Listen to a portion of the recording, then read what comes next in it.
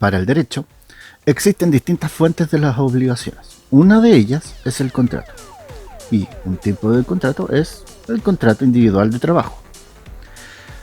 De este contrato fluyen distintas obligaciones que pueden ser dar, hacer o no hacer algo. Pero las principales son: para el trabajador, prestar servicios personales, y para el empleador, pagar una remuneración por esos servicios. Por ello es que nos referiremos en esta parte del tema del contrato individual de trabajo a la jornada y la remuneración. En primer lugar, la jornada. De acuerdo al artículo 21 del Código del Trabajo, vamos a entender por jornada el tiempo durante el cual el trabajador debe prestar efectivamente sus servicios en conformidad al contrato. Pero además, se considerará también jornada de trabajo el tiempo en que el trabajador se encuentra a disposición del empleador sin realizar labor, por causas que no le sean imputables. En este último caso hablamos de jornada pasiva. Este último punto es importante, puesto que demuestra que para cada parte la causa de la obligación de cada una es el contrato y no el que la otra parte haya o no cumplido con su obligación. Por ello es que, a pesar de que el trabajador no esté realizando su labor dentro de la jornada, pero se encuentra a disposición, se computará como jornada de todas formas, siempre que no sea por causa imputable al trabajador, por supuesto. Además de la jornada, según la definimos en el artículo 21 del Código del Trabajo y de la jornada pasiva, encontramos otro tipo de esta en la jornada ordinaria, que conforme al Código del Trabajo, en su artículo 22, es aquella que no excederá de 45 horas semanales. Esto es una evidencia del espíritu protector de la legislación laboral y del mecanismo que suele utilizar, en el caso chileno, para dicho fin. Establece un tope que opera como un mínimo, es decir, esta es la condición mínima: no trabajar dentro de una semana de forma ordinaria al menos, más allá de 45 horas semanales. Se pueden pactar jornadas ordinarias por menos que eso, pero nunca por más que eso. Sin embargo, a su vez, se contemplan excepciones dentro del mismo artículo 22 para esta regla limitativa, como son, por ejemplo, el caso de trabajadores que presten servicios a más de un empleador, o aquellos que ocupen cargos que impliquen facultades de administración como gerentes o que no tengan supervisión directa, entre otros supuestos. Los trabajadores a distancia y los teletrabajadores también pueden quedar exceptuados de la limitación si así lo pactan individualmente entre el empleador y el teletrabajador o trabajador a distancia. Existen, además de la jornada ordinaria, jornadas especiales. No quedan exceptuados del límite de jornada, pero se establece que, en atención a la forma de prestar servicios, requieren un trato diferenciado de la regla general. Es el caso, por ejemplo, de la jornada ordinaria de trabajo del personal de choferes y auxiliares de la locomoción colectiva interurbana y de servicios interurbanos de transporte de pasajeros, en que la base de cálculo de la jornada no será semanal, sino que será mensual, y por lo tanto la jornada ordinaria máxima es de 180 horas mensuales. Cuando hablamos de la jornada ordinaria base del artículo 22, es decir, de 45 horas semanales, es importante señalar que esta se encuentra limitada respecto a que no puede ser distribuida en más de 6 ni en menos de 5 días durante la semana. Por otro lado, la duración de la jornada ordinaria por día no podrá en ningún caso exceder de 10 horas máximo. Solo podrá excederse la jornada ordinaria en la medida indispensable para evitar perjuicios en la marcha normal del establecimiento faena, cuando sobrevengan casos de fuerza mayor o caso fortuito, o cuando deban impedirse accidentes o efectuarse arreglos o reparaciones que resulten impostergables en las maquinarias de la empresa o en sus instalaciones. Además de la jornada ordinaria, existe la jornada extraordinaria, es decir, aquella que excede de la jornada ordinaria, ya sea el máximo legal, las 45 horas semanales, o la pactada en el contrato, lo que se conoce de forma coloquial como horas extra. Es importante señalar que el uso de estas horas extra o jornada extraordinaria se ve limitado por la legislación laboral. Así, Estas deben ser pactadas y este pacto debe constar por escrito. Aún así, no se pueden pactar más de 2 horas extraordinarias por día. Tampoco podrán pactarse estas horas extraordinarias en faenas que, por su naturaleza, perjudiquen la salud del trabajador o trabajadora. El valor de estas horas extraordinarias tiene un recargo del 50% respecto del valor de una hora de jornada ordinaria. El pacto escrito tiene una vigencia transitoria que no puede superar los 3 meses. Por supuesto, se puede renovar por acuerdo de las partes. A pesar de no contar con pacto escrito, eso sí, se van a considerar extraordinarias las horas que se trabajen en exceso de la jornada pactada con conocimiento del empleador. Por otro lado, no serán horas extraordinarias las trabajadas en compensación de un permiso, siempre que dicha compensación haya sido solicitada por escrita por el trabajador y autorizada por el empleador.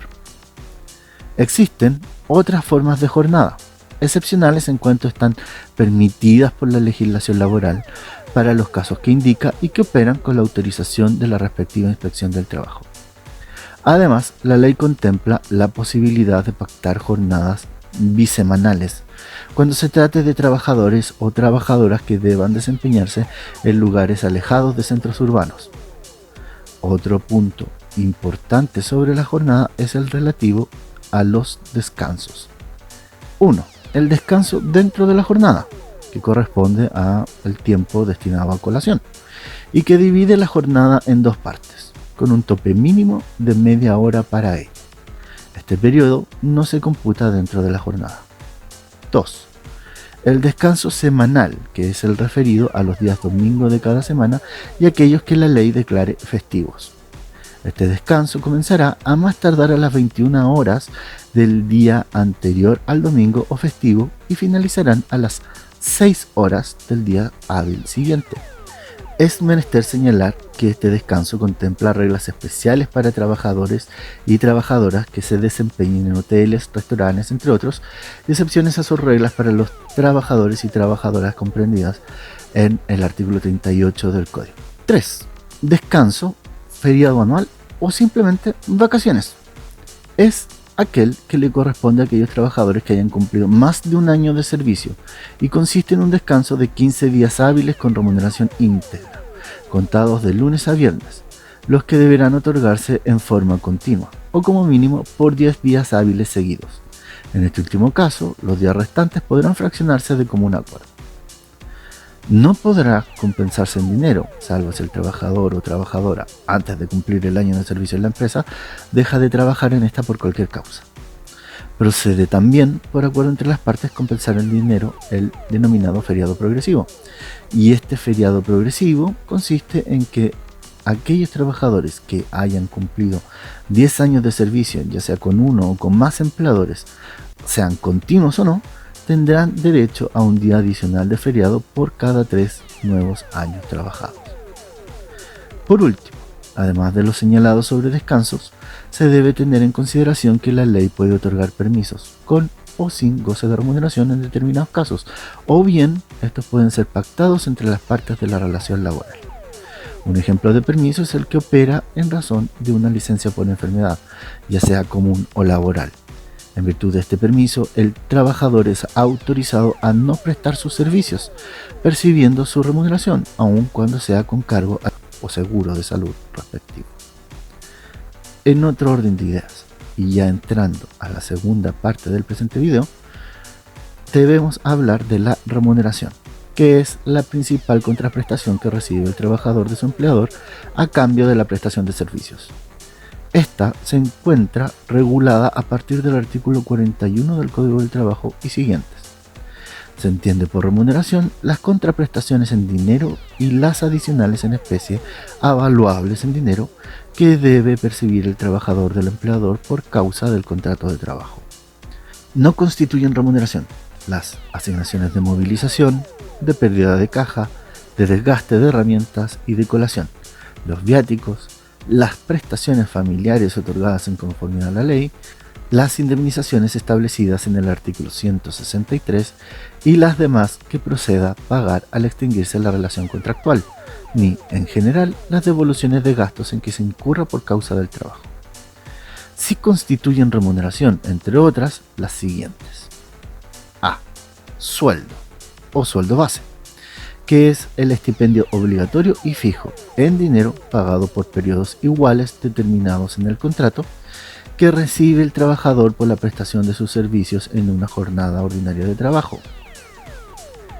El sueldo no podrá ser inferior a un ingreso mínimo mensual. B. Sobresueldo, que consiste en la remuneración de horas extraordinarias de trabajo. C. Comisión, que es el porcentaje sobre el precio de las ventas o compras o sobre el monto de otras operaciones que el empleador efectúa con la colaboración del trabajador. D. Participación, que es la proporción de las utilidades de un negocio determinado o de una empresa o solo de la de una o más secciones o sucursales de la misma. Y E.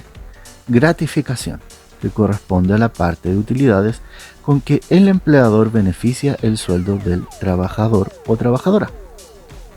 Podrá fijarse por unidad de tiempo, día, semana, quincena o mes. La remuneración podrá fijarse por unidad de tiempo, día, semana, quincena o mes, o bien por pieza, medida u obra, sin perjuicio de lo señalado en la letra A del artículo 42. En ningún caso, la unidad de tiempo podrá exceder de un mes. El monto mensual del sueldo no podrá ser inferior al ingreso mínimo mensual. Si se convinieren jornadas parciales de trabajo, el sueldo no podrá ser inferior al mínimo vigente, proporcionalmente calculado en relación con la jornada ordinaria de trabajo. La idea de la legislación laboral es brindar protección al trabajador respecto de esta remuneración, señalando, por ejemplo, su inembargabilidad, por supuesto, con la excepción de aquellos montos adeudados por causas de alimentos, entre otras medidas, destinadas a lograr que el trabajador reciba su remuneración de forma íntegra. Con esto finalizamos esta parte y se invita a la siguiente, en que se analizará el término del contrato de trabajo.